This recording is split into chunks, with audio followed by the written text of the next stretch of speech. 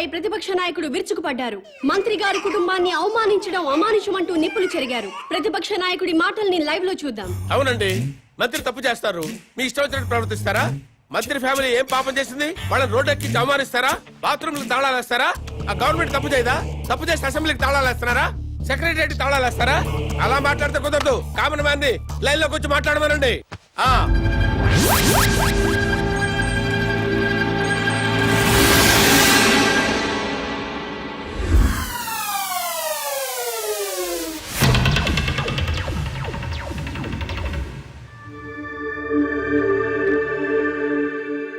జానకిరామ్ గారు, మీరు ఇప్పుడు ఏ పార్టీలో ఉన్నారు? మాతృదేశం పార్టీలో అండి. ఎలక్షన్ టైంలో ఈ పార్టీని వదిలి ఇంకో పార్టీలోకి వెళ్ళినట్టున్నారు. అవునండి. ఏ పార్టీ సార్ అది? స్టార్ పార్టీలోకి జంప్ అయ్యాను సార్. దేనికి మారారు సార్? ఆ పార్టీ అధినేతకి ప్రజాబలం ఉంది, యూత్ బలం ఉంది, కొత్త పార్టీ. పైగా నేను సీనియర్ మోస్ట్ మెంబర్ ని, మినిస్టర్ కొట్టే అవకాశం కూడా ఉంది. అధికారంలోకి డెఫినెట్ గా వస్తుందని నమ్మకంతో చేరాను సార్. స్టార్ పార్టీలో జాయిన్ అయినప్పుడు ఆ పార్టీని, ఆ పార్టీ అధ్యక్షుడిని ఏదో పొగిడినట్టున్నారు. ఎస్, పొగిడాను. స్టార్ పార్టీలో సామాజిక న్యాయం ఉంది, అవినీతిపై పోరాటం ఉంది, ప్రజలపై ఆరాటం ఉంది. పార్టీ అధ్యక్షుడు నీతిమంతుడు. మాతృదేశం పార్టీ నుంచి బయటకు వచ్చినప్పుడు ఆ పార్టీని, ఆ పార్టీ అధ్యక్షుడిని ఏదో తిట్టినట్టున్నారు. తిట్టాను. మాతృదేశం అంతా వన్ మ్యాన్ షో సార్. అక్కడ ఆయన ఒక్కడే కింగ్ సార్. అందుకే బయటకు వచ్చాను సార్. సీనియర్లకు విలువ లేదు, జూనియర్లకు తావు లేదు, వెన్నుపోటు రాజకీయాలు. ఎలక్షన్ తర్వాత స్టార్ పార్టీ నుంచి ఎందుకు బయటకు వచ్చారు సార్? ఎలక్షన్స్ జరిగినాయి, పార్టీ పోయింది, గ్లామర్ పోయింది, ఇంకక్కడుండి మేము చేసేదే ఉంది. అందుకనే స్వగృహ ఆపరేషన్ తో మాతృదేశంలో చేరిపోయాం. స్టార్ పార్టీ నుంచి బయటకు వచ్చినప్పుడు ఆ పార్టీని, ఆ పార్టీ అధ్యక్షుడిని ఏదో తిట్టినట్టున్నారు. తిట్టేశా. స్టార్ పార్టీ అధ్యక్షుడు అవినీతి పరుడు, కులం పిచ్చి, వర్గం పిచ్చి, పార్టీ టికెట్లు అమ్ముకున్నారు. నిజంగా స్టార్ పార్టీ అధ్యక్షుడికి కులపిచ్చి ఉందా సార్? లేదు సార్. డబ్బులు తీసుకుని ఎమ్మెల్యే టికెట్లు అమ్ముకున్నారా సార్? లేదు లేదే. నిజంగా స్టార్ పార్టీ అధ్యక్షుడు అవినీతి పరుడా సార్? No no no. మరి ఎందుకు సార్ స్టార్ పార్టీని, పార్టీ అధ్యక్షుడిని విమర్శించారు? మరి తిట్టకపోతే బయటికి ఎలా వస్తాను సార్? మళ్ళీ మాతృదేశం పార్టీలో జాయిన్ అయినప్పుడు ఆ పార్టీని ఏమని పొగిడారు సార్? మాతృదేశం పార్టీ నాకు రాజకీయ జన్మనిచ్చిన పార్టీ. ఆ పార్టీలో చేరితే మా అమ్మ కౌగిల్లో చేరినట్టుంటుంది. తిరిగి నా పుట్టింటికి వచ్చినట్టుంది. ఆ పార్టీ కోసం నా ప్రాణాలు ఇస్తా, ఆ పార్టీ కోసం రక్తం దారపోస్తా. మీరు ఇప్పటికే స్టేట్ లో ఉన్న అన్ని పార్టీలు మారారు. ఇలాంటి రాజకీయ నాయకుల్ని ప్రజలు ఏమనుకోరా సార్? ఏంటి సార్ జనం గురించి మాట్లాడతారు? వాళ్ళు ఏంటనుకున్నారు సార్? మందు పోయిస్తే ఓట్లేస్తారు సార్, డబ్బులు ఇస్తే ఓట్లేస్తారు సార్, క్యాస్ట్ ని బట్టి ఓట్లేస్తారు సార్. ఒక అభ్యర్థి గుణాన్ని బట్టి ఎవరైనా ఓట్లేస్తారా సార్? వెయ్యరు సార్ వాళ్ళు. అందుకే మేమేం చేసినా వాళ్ళు మమ్మల్ని తిట్టే హక్కు లేదు సార్. అది సార్ జరిగింది. ఏంటి సార్ జనాన్ని ఇలా అన్నారని కోపం వచ్చిందా మీకు?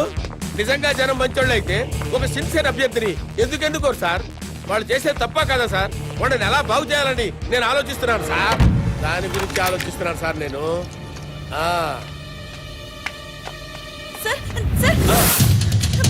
అమ్మా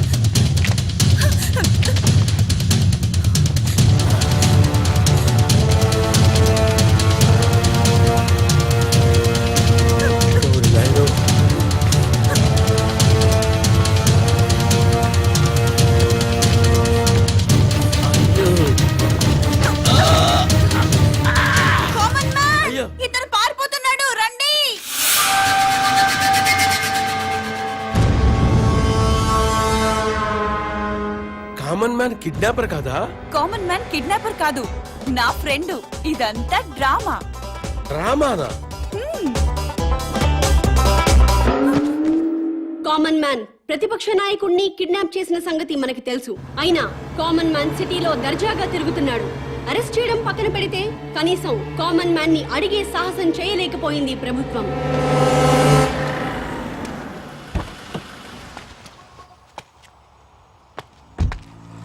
నమస్తే సార్. నమస్తే. నేను గవర్నర్ గారి పిఏనండి. గవర్నర్ గారు మీతో మాట్లాడుతూ ఉన్నారు. హలో సార్, ఒక్క నిమిషం మాట్లాడండి సార్. హలో బాబు, నువ్వు చేసే పనులన్నీ అభినందించదగ్గవే. కానీ మంత్రుల్ని కొట్టడాలు, ప్రతిపక్ష నాయకుడిని కిడ్నాప్ చేయటం చట్టవ్యతిరేక చర్య. అలా కాకుండా సొసైటీ కోసం ఏం చేయదలుచుకున్నావో, ఎందుకు చేస్తున్నావో నాకు చెప్పు. నేను నీకు సహాయం చేస్తాను. మీరు నిజాయితీ పరులు సార్. తప్పకుండా మీ మాట వింటాను. మీతో పాటు ప్రజాప్రతినిధులందరినీ సమావేశపరచండి.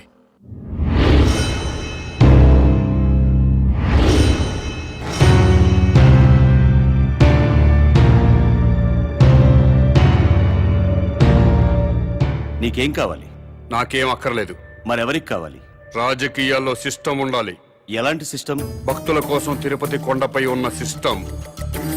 నువ్వు తాగుబోతువా తిరుగుబోతువా, రౌడీవా గోండావా అన్నది మాకు అనవసరం. తిరుపతి కొండపైకి ఎక్కాలంటే మాత్రం భక్తుడిగా మారాలి. కొండపై ఉన్నంతసేపు తాక్కూడదు, తిరగకూడదు. ఎలాంటి తప్పుడు పనులు చేయకుండా భక్తితో ఉంటూ భక్తుడిలాగా కొండ దిగిపోవాలి. కొండ దిగాక మీ ఇష్టం.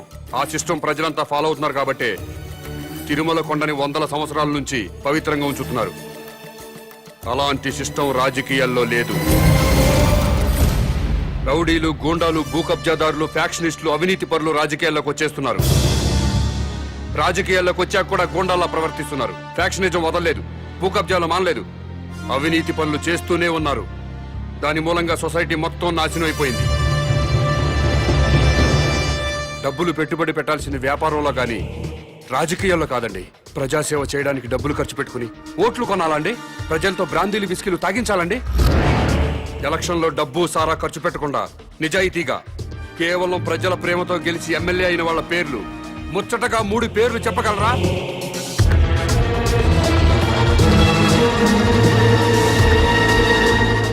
పది కోట్లు ఖర్చు పెట్టి ఎలక్షన్లో గెలుస్తున్నాడంటే రేపు 100 కోట్లు సంపాదించుకోవచ్చన్న వ్యాపార సూత్రం తప్పితే ప్రజాసేవ చేయడానికి కాదు. అందుకే రాజకీయాల్లో సిస్టమ్ ఉండాలి. ఎలాంటి సిస్టమ్ ఉంటే రాజకీయాలు బాగుపడతాయో నువ్వే చెప్పు.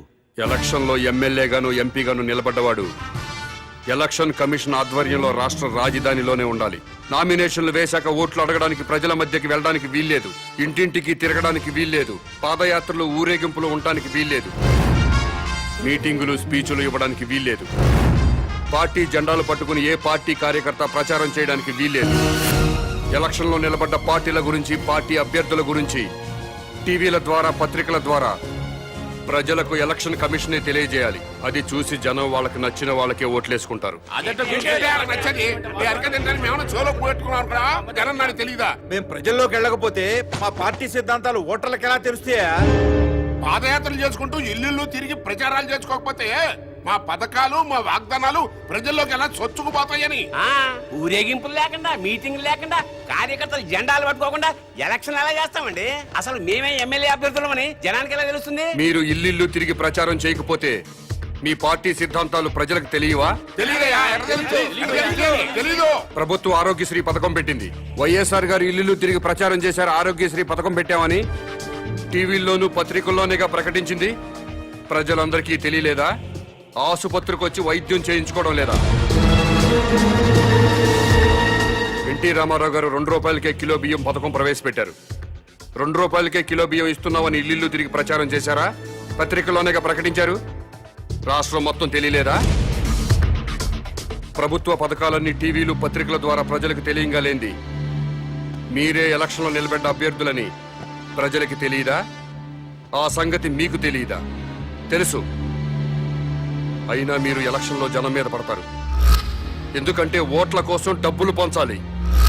జనానికి కులం పిచ్చి, మతం పిచ్చి ఎక్కించాలి. మీకు ఓట్లేరు అన్న వాళ్ళపై పోలీసు కేసు పెట్టి వేధించాలి. హత్య రాజకీయాలు చేయాలి. ప్రాణాలు తీయకుండా ప్రజాస్వామ్యాన్ని ఎన్నాళ్ళు హత్య చేస్తారు? ఆ హత్యల్లో ఎన్నాళ్ళు ప్రజల్ని భాగస్వాములను చేస్తారు? నోటి మాటతో వేయాల్సిన ఓటుకి 1000 కోట్లు ఎందుకు ఖర్చు పెడుతున్నారు? గెలిచాక మళ్ళీ 1000 కోట్లు ఎందుకు సంపాదిస్తున్నారు? ఈ మోసం జరగకుండా ఉండాలంటే నేను ఆక్సిజన్ తో ఊపిరి తీసుకుంటున్న ముఖ్యమంత్రి సతీమణి కోమాలోకి వెళ్లే ప్రమాదం ఉందని డాక్టర్లు చెప్తున్నారు.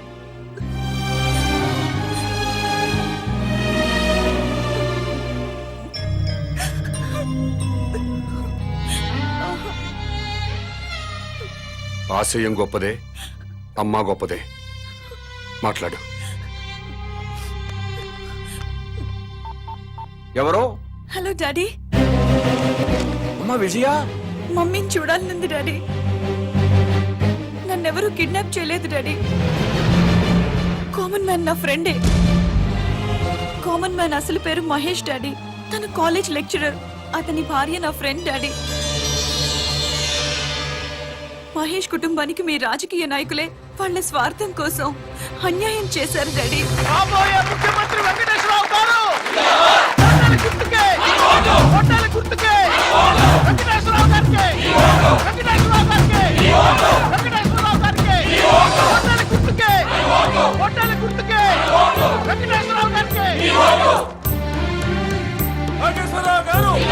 లోకేశ్వరరావు గారు లోకేశ్వరరావు గారికి లోకేశ్వరరావు గారికి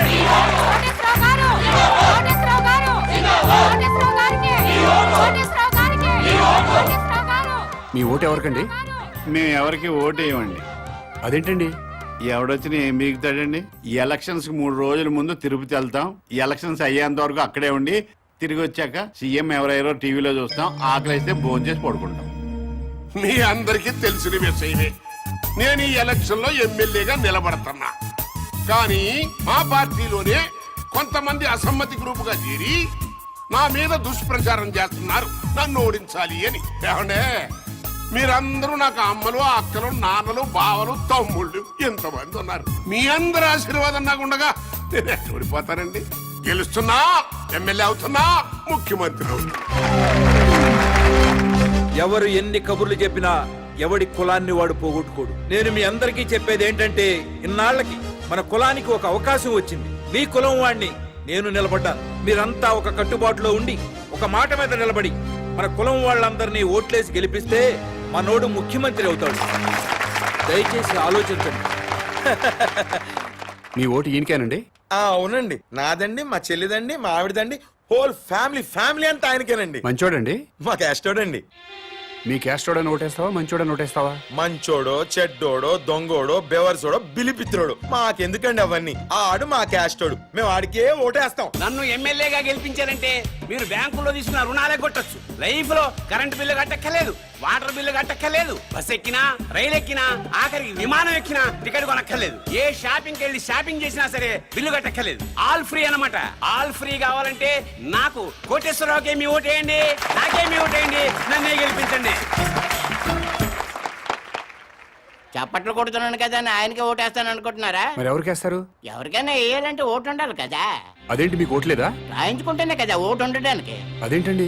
ఎలక్షన్ టైం వస్తే చాలు ప్రతి ఓడు ఇంటికి రావడం, తలుపులు కొట్టడం, దండాలు పెట్టడం, మాకే ఓటేయండి అని అడగడం, ఆ తర్వాత మేము క్యూలో నిల్చోవడం, ఓటేయడం, ఇవన్నీ మాకు ఎందుకండి? ఎలక్షన్ రోజు హ్యాపీగా సెలవిస్తారు కాబట్టి ఇంట్లో హాయిగా పడుకోవచ్చు. మాకు ఓటు లేదు కాబట్టి ఎవరు మమ్మల్ని వచ్చి డిస్టర్బ్ చేయరు. లోకేశ్వరరావు గారు, లోకేశ్వరరావు గారు, లోకేశ్వరరావు గారు. నమస్తే అండి. నాకు ఒక్కసారి అవకాశం ఇవ్వండి. తప్పకుండా మనకే చేద్దాం సార్. థ్యాంక్ యూ అమ్మా. మీరు కూడా మనకే చేద్దామండి. థ్యాంక్స్ అమ్మా. లోకేశ్వరరావు గారికి, లోకేశ్వరరావు గారికి, లోకేశ్వరరావు గారికి.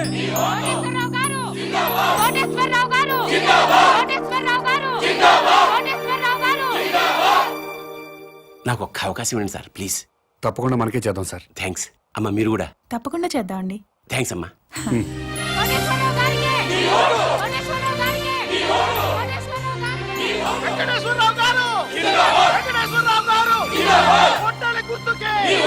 నమస్కారం అండి. మా వారిని తప్పకుండా గెలిపించాలమ్మా. నమస్కారం పెట్టు. నమస్కారం అండి. నమస్కారం. నమస్కారం అమ్మా. నమస్కారం. బాబా, ఈ ఒక్కసారికి నాకు ఓటేశారనుకోండి, నేను ముఖ్యమంత్రిని అయిపోతా. అయ్యో, తప్పకుండా మనకే చేద్దాం సార్. అమ్మ మీరు కూడా ఈ ఒక్కసారికి నాకు ఓటేసేయండి. తప్పకుండా చేద్దామండి. అలాగే ఆడవాళ్ళు మాటిస్తే ఖాయమైపోయినట్టే. మనకే చేద్దామండి. అరే నోర్మిండే, పొద్దున్న లోకేశ్వరరావు వచ్చి అడిగితే మీకే ఓటేస్తాము అన్నారు. మధ్యాహ్నం కోటేశ్వరరావు వచ్చి అడిగితే మీకే ఓటేస్తాము అన్నారు. ఇప్పుడు మేము వచ్చి అడిగితే అయ్యా మీకే వేస్తామండి అంటారు. ఇంత డైరెక్ట్ గా అబద్ధాలు ఆడేస్తారండి మీరు.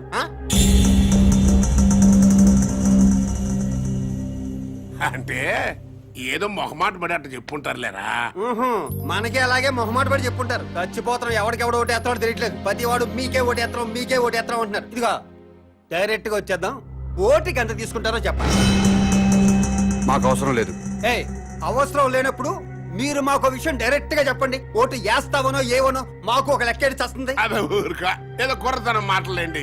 రేయ్, అది సీక్రెట్ బ్యాలెట్, ఓపెన్ గా చెప్పరు. డాడీ పద. పద పద.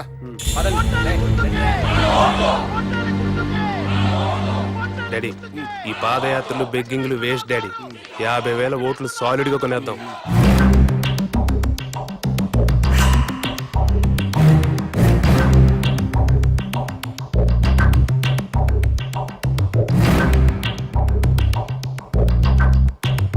మూర్తి, నీకు నా నియోజకవర్గంలో సర్పంచులు, ఎంపీటీసీలు, జడ్పీటీసీలు, కుల పెద్దలు అందరూ బాగా తెలుసు. మా పార్టీ వాళ్ళే కాకుండా 50,000 ఓట్లు బయట నుంచి పడాలయ్యా. పడాల్సిందే అంటే కొనాల్సిందే సార్. అది జనరలే కదంటయ్యా. మనలో మన మాట ఓటు ఎంత కొనిపిస్తా? ఓటుకు 1000 అయితే రెండో మాట లేకుండా అమ్ముడుపోతారు సార్. మందు మందేనా అన్ని అందులోనేనా? మందుకి వేరే ఇచ్చుకోవాలి సార్.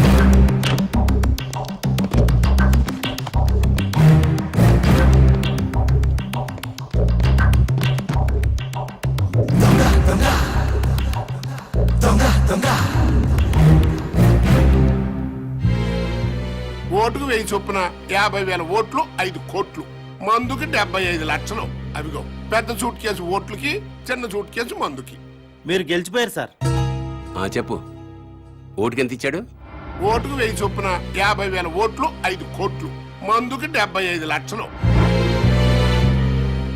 వెంకటేశ్వరరావు ఓటుకి 1000 రూపాయలు ఇచ్చాడు, నేను 1500 ఇస్తా. అతను మందుకి 75 లక్షలు ఇచ్చాడు, నేను 1,50,00,000 ఇస్తా. అంటే టోటల్ గా 50,000 ఓట్లకి 9 కోట్లు. లెక్క చూసుకో. వాడెంత పంచాడు, వీడెంత పంచాడు? ఓటుకు 1000 చొప్పున 50,000 ఓట్లు 5 కోట్లు, మందుకి 75 లక్షలు. వెంకటేశ్వరరావు ఓటుకి 1000 రూపాయలు ఇచ్చాడు, నేను 1500 ఇస్తా. అతను మందుకి 75 లక్షలు ఇచ్చాడు, నేను 1,50,00,000 ఇస్తా. ఓటుకి 2,000, 50,000 ఓట్లకి 10 కోట్లు, మందుకి 3 కోట్లు. తీసుకో. ముఖ్యమంత్రి వెంకటేశ్వరరావు గారు, కాబోయే ముఖ్యమంత్రి వెంకటేశ్వరరావు గారు, కాబోయే ముఖ్యమంత్రి ఆ యదవ మూర్తిగాడు మనల్ని మోసం చేశాడు.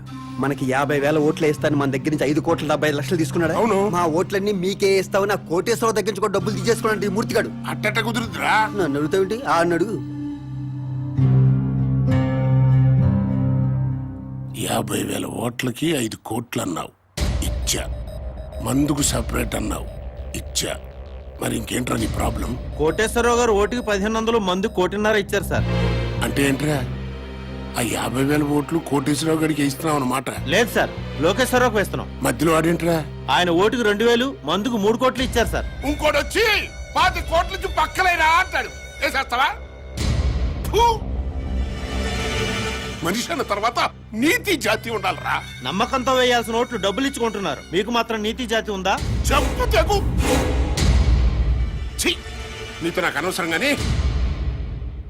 నా డబ్బులు నాకు ఇచ్చేయి. ఇంకెక్కడ డబ్బులు సార్? జనానికి పనిచేసాం. పనిచేశారా? కావాలంటే అడ్రస్లు ఇస్తాం, వాళ్ళు ఇళ్ళకెళ్ళి తెచ్చుకోండి.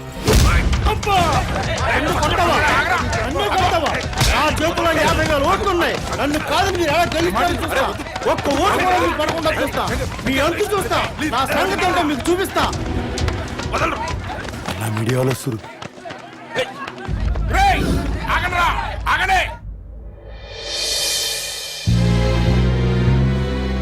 మీడియా వాళ్ళు వస్తున్నారా?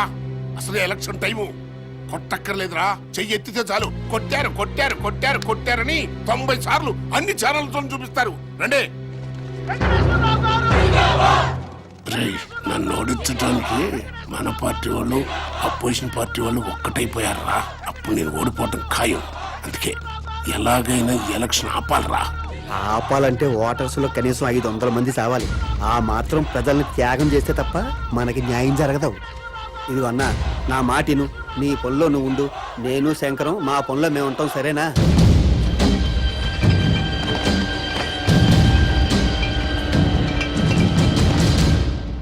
మీకే బాగుంటుందండి.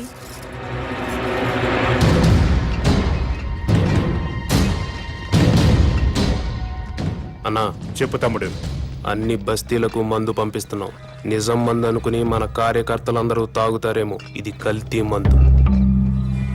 ప్రజలు మాత్రమే తాగాలి. కనీసం 500 మందైనా చావాలన్నా ప్రజలు మాత్రమే. అర్థమైందా అన్నా?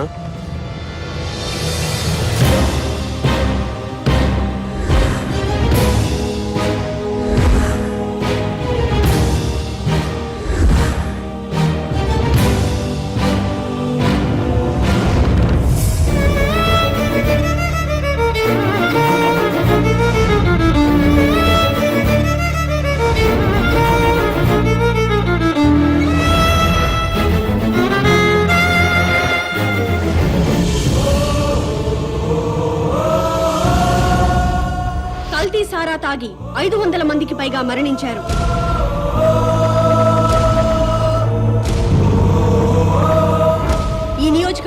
ఎన్నికల్ని నిలిపివేస్తున్నట్టు ఎలక్షన్ కమిషన్ ప్రకటించింది.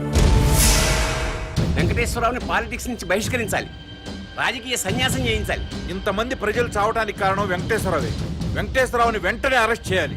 ఎలక్షన్ తర్వాత ఓటర్లకి మందు పోయిస్తారు. నేను ఒక్కనేనా? అన్ని పార్టీలు వాళ్ళు పోయిస్తున్నారు. కాకపోతే కోట్రా, ఆఫా, ఫుల్లా అంతే తేడా.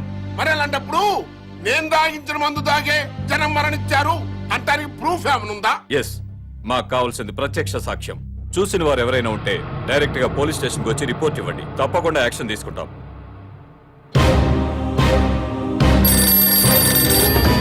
చెప్పండి. మంత్రి వెంకటేశ్వర గారు అబ్బాయి కల్తీ ముందు పంచడం నేను చూశాను సార్. అతన్ని అరెస్ట్ చేయాలంటే మీరు సాక్ష్యం చెప్పాలి. చెప్తాను సార్. స్టేషన్ కు వచ్చి రిపోర్ట్ ఇవ్వండి. ఇస్తాను సార్. మహేష్ అనేవాడు మీ అబ్బాయి శంకర్ మీద కంప్లైంట్ ఇచ్చాడు సార్.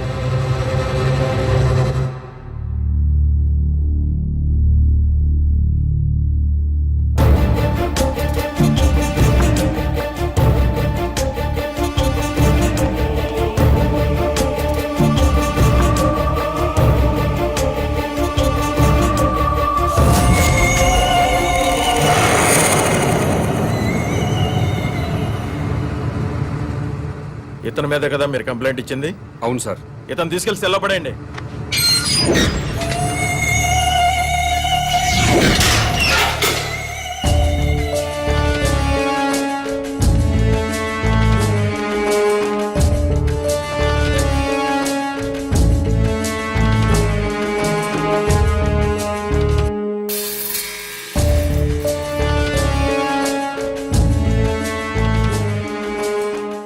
ఆ అమ్మాయి వ్యభిచారం చేయటం మీరు కళ్ళారా చూసారా? చూశానండి. రిపోర్ట్ రాసివ్వండి. ముందు దాన్ని తీసుకురండి. ఆల్రెడీ తీసుకొచ్చామయ్యా. ఎస్ఐ గారు,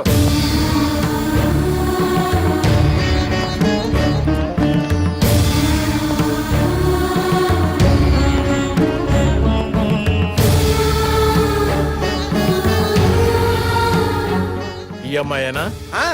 ఇదే సార్, ఇదే. గంటకి 1000 తీసుకుంటది. నీ పేరేంటమ్మా?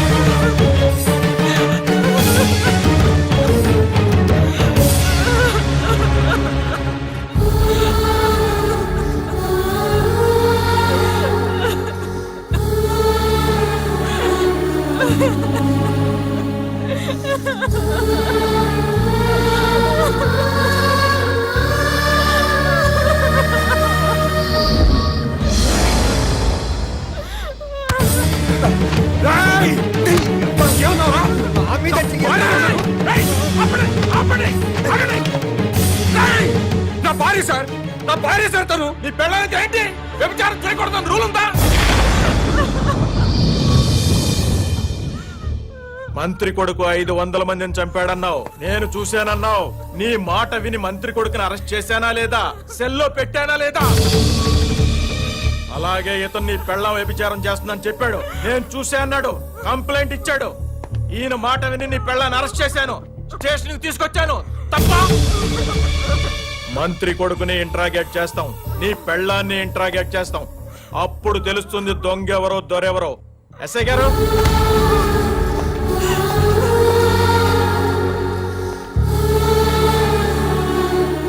కల్తీ మందు జనాలకి పంచావా లేదా?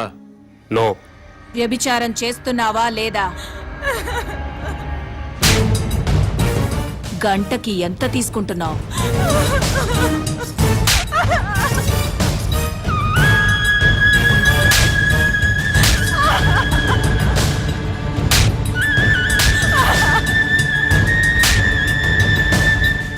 నన్నెంత బాగా కొడితే అమ్మాయినంత బాగా కొట్టొచ్చు.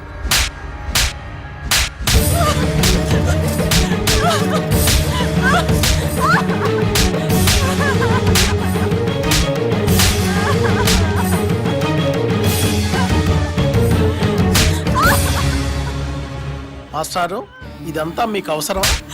వాళ్ళు పొలిటికల్ గా ఏమైనా చేసుకుంటారు, నీ జోలికి రాలేదు కదా. అయ్యిందేదో అయిపోయింది. మంత్రి కొడుకు మీద పొరపాటున కేసు పెట్టానని వెనక్కి తీసుకో.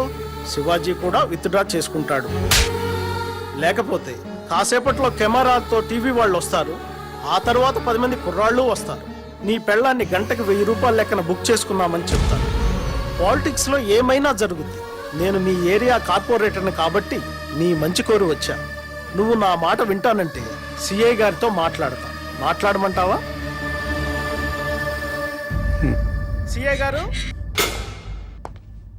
సిఐ గారు ఎవరో కుర్రాన్ని వెనక నుంచి చూసి మంత్రి గారి అబ్బాయిని పొరపాటు పడ్డాడు. కేసు వెనక్కి తీసుకుంటాడు.